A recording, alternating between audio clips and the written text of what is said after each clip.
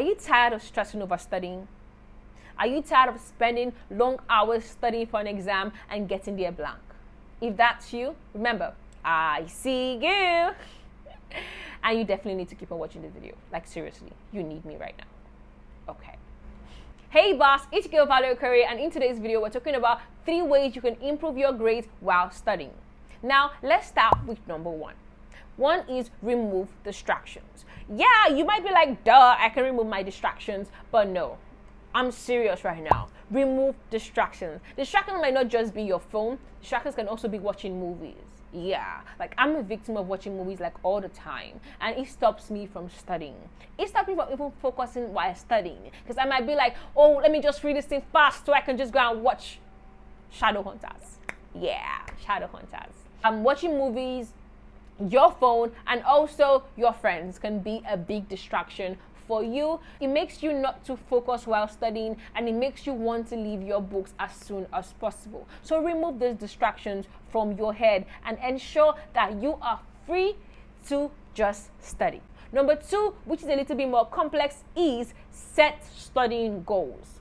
Setting studying goals are very essential. Now, here are 4 questions and 4 things you need to do to start studying while setting your goals. Number 1 is set a time frame of when you want to study. Now, this time means set a time frame of how long you want to study, when you're starting and when you're ending. An example, I want to start studying pediatrics by 4 p.m. and I'll finish by 6 p.m. That's simple. Give yourself a time range and set it, and do not falter. Trust me. Sometimes you might falter because we are humans, but try not to falter, okay? Now, the next question you need to ask yourself is, what do you want to study? You have to know where you are going to in order for you to arrive at that destination. So, what do you want to study? Not just, I'm going to study pediatrics by 4 p.m. What topic in pediatrics are you going to study? An example, I'm going to study failure to thrive by 4 to 6 p.m. on Saturday. Done. Right? Now, the next thing you need to do is ask yourself a very simple question, and that is why. You might be like, Valerie, like, why? Yes, you need to know why you want to study. I've gone through a lot of things in my life, and every time I feel depressed or feel confused, my friend will always ask me why. Like, why are you feeling the way you are? So now I have applied it also to studying. When I want to study, I ask myself, why do I want to study failure to thrive? What do I not know? Which brings me to the 4th question you need to ask yourself. What do you not know, and why are you studying? What do you not know that you want to study? Because the goal in medicine is not to remember what you already know, but to know what you don't know, right? So make sure you know as much as possible. So whatever you do not know, try to know it. It's that simple. This brings me to the last step. And the last step is quite large. That is why I'm saving the best for last. And I call it SPA. Now, SPA is a study technique that has been around for way longer than I am, but I've decided to find a cool name, SPA, because, you know, I want to go to the spa. And when I go to the spa, which is my study table, I want it to be as fun as possible. So what is the meaning of SPA? All right. Now, SPA means S for spaced repetition, P for practice questions, and A for active recall. If you do not know what any of these things are, I'm going to link some videos on there so you can actually watch fully on what SPA actually means. Now, let's start with spaced repetition. There's something called the forgetting curve. You may not know what forgetting curve is, but the forgetting curve simply is what you study and how you forget it over time. Simply, a lot of us study and we forget, and we think that there is something wrong with us. But trust me, there is nothing, and I mean simply nothing wrong with you. Here's a little image of what I drew recently. Now, this is the forgetting curve. When you start studying, over time, you will forget what you read. And that is why you need to practice spaced repetition.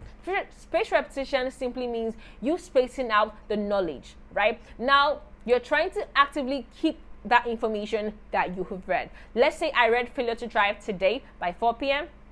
and by tomorrow I ask myself questions about what I've read and I can't really remember. So what I do is I go back to failure to thrive and I study the material again. That is spaced repetition. Now let's go to practice questions. Practice questions simply means I'm reading Failure to Thrive and I put down some questions on the topic Failure to Thrive, and I try to answer those questions off heart, right? Now, these can be questions that you formulated by yourself, or questions from your school, or simply past papers from anywhere, like anywhere. Now, finally, let's go to A, active recall. Now, active recall is when you study and you try to actively remember what you've read. It's that simple. Now you put them all together and you have Spae. Yeah, that is what you have. Now, how do we make this a good study technique to help us improve our grades? It's simple. What you need to do is you need to actually start studying in a very different way. Let's start with Failure to Thrive.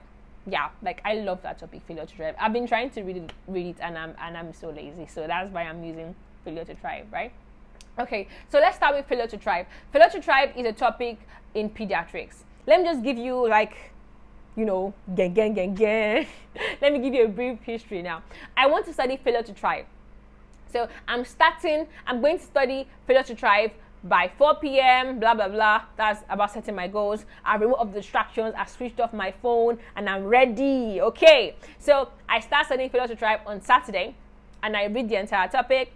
So I've read it. That's the first step, to read, right? Now, the second thing that you need to do is now write questions, like set down questions. You can get past papers, or you can actually just formulate questions from your head, write them down. The next thing you need to do is that you now try to actively recall what you've read. Like, you close the book and open all the questions. You open all the questions and you ask yourself these questions about what you've read.